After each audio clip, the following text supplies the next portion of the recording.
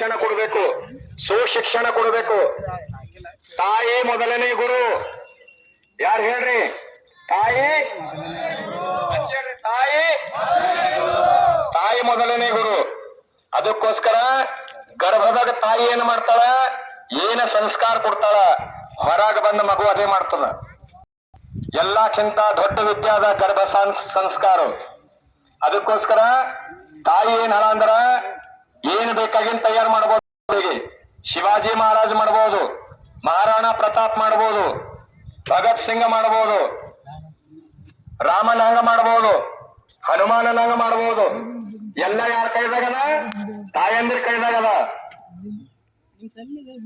ಅದಕ್ಕೋಸ್ಕರ ಇವತ್ತಿನ ದಿನ ಎಲ್ಲಾ ತಾಯಂದಿರು ಸೇರಿರಿ.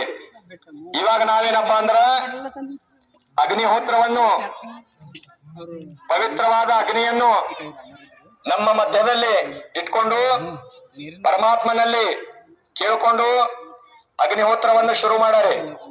ನಮ್ಮ ಮಧ್ಯದಲ್ಲಿ ಹಿರಿಯರಾಗಿರ್ತಕ್ಕಂಥ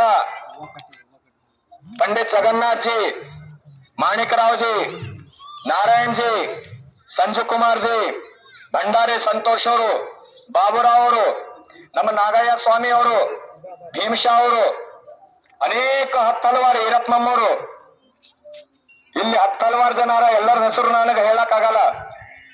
ಎಲ್ಲರೂ ಸೇರ್ಯಾರ, ತಾಯಂದಿರು ಎಲ್ಲರೂ ಸೇರಿರಿ.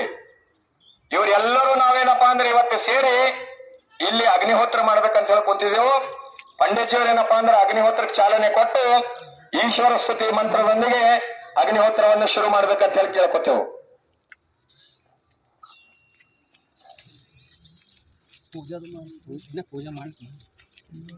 ಅಥೇಶ್ವರ ಸ್ತುತೆ ಪ್ರಾರ್ಥನಾ ಉಪಾಸನಾ.